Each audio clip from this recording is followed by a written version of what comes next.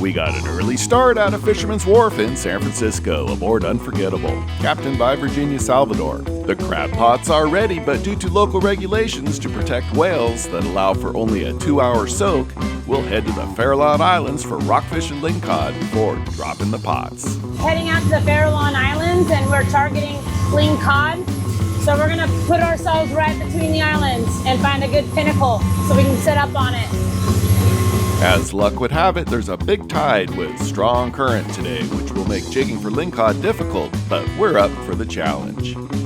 We're out of the Farallons, just west of the Pimple, and we're gonna drop in on a lingcod spot and see if we can't get some lings. We're sitting in about 200 feet of water right here. Big P-line octopus. Got some octopus right here. Oh. Hey, drop him!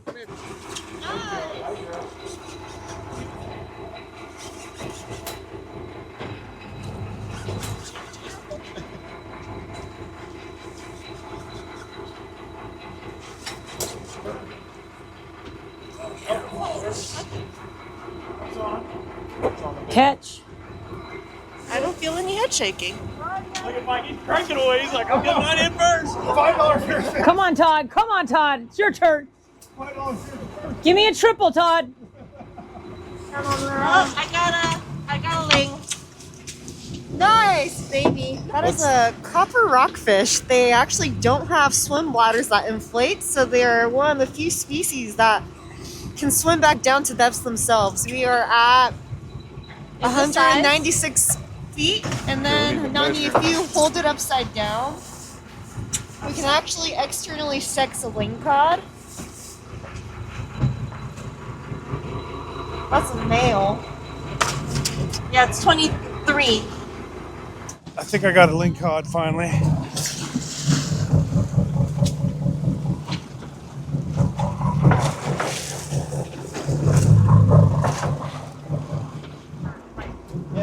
Yeah. Lingcod.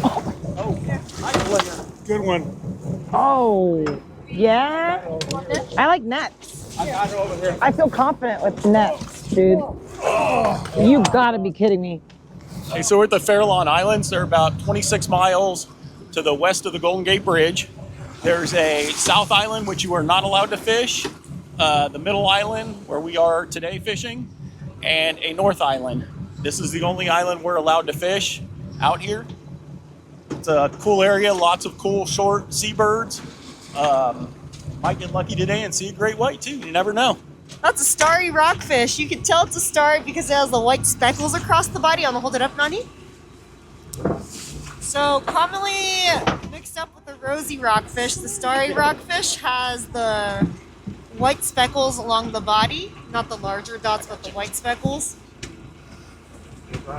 And they're a really pretty shelf rockfish species. Shelf meaning in between the rocks and the muddy, sandy bottom. Can you hit me my flight? It's a keeper.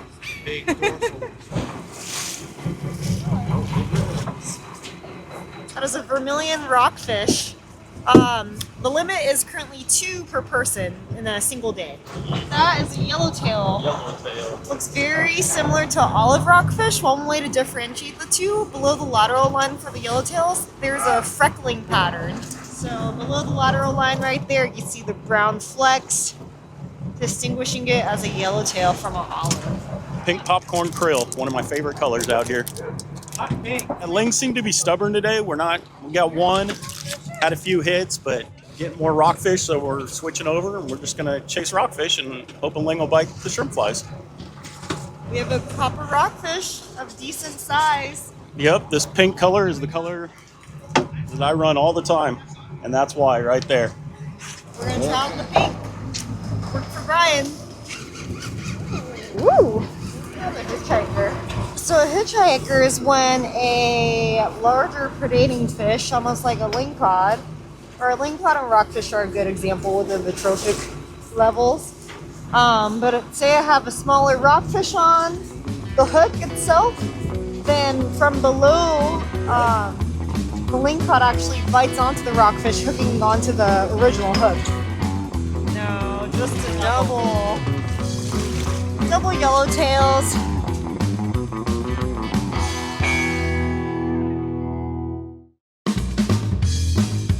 We're going back to the Farallon Islands to finish up our rockfish limits and get our crabbing done. But first, here's your fish field tackle connection. Now, if you're fishing in the San Francisco Bay Area this time of year, you're going to want to do some crabbing. And make sure you've got some ProCure shrimp and crab attractant with you. It's made with a powerful blend of salmon eggs and other scents, along with some amino acids that not only bring the crab in, they bring the big, aggressive male crab in. Now, fishfield.com's got a great selection of all types of crabbing equipment, including the ProCure crab and shrimp attractant. Now, let's go back to the Farallon Islands and finish up our rockfish limits, and then we'll see just how well that crab attractant works. Welcome back to the Farallon Islands off the Northern California coast out of San Francisco, an area with ideal habitat for a huge variety of rockfish, and we're loading the boat. A blue and an olive.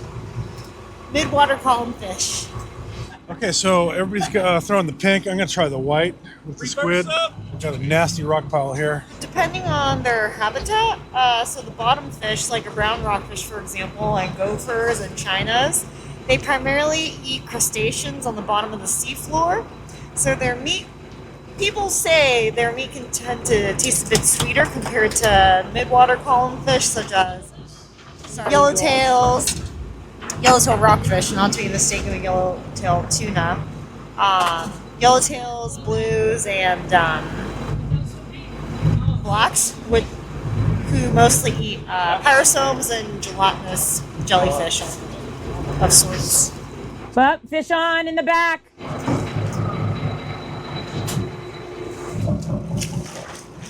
Big old brown.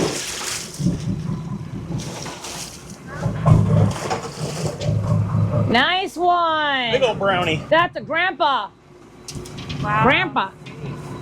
Grandpappy. Oh, there you go. Double trouble. Double trouble. See an enemy. See an enemy.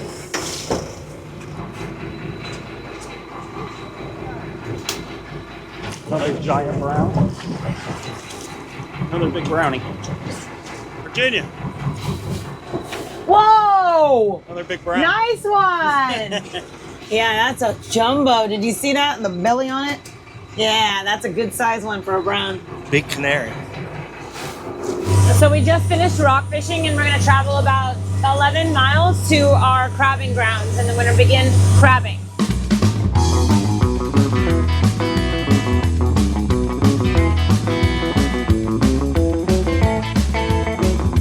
So we're throwing out 15 pots right now, and for each person on the boat, the limit is 10 per person.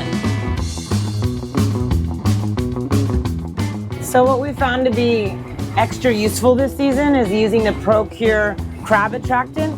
We just spray it on our already made bait bags. We have carcasses in there, and what we found, if we just saturate that in and drop them down, we end up with really full pots.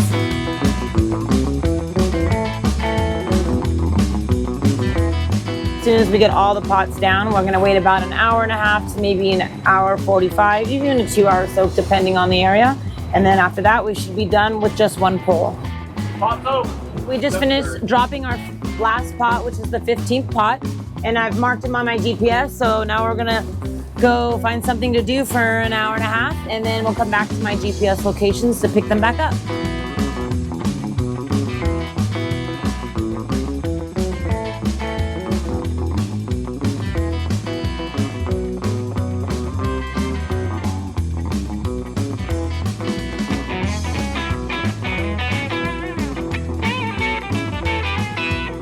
I think Dungeness and crab are literally littered throughout this area, but you kind of, as you work a season, you kind of follow a plan and depth plan, and so I like to start at one depth and kind of work my way out throughout the season into deeper water. That's kind of what I did this year, and it's been really productive.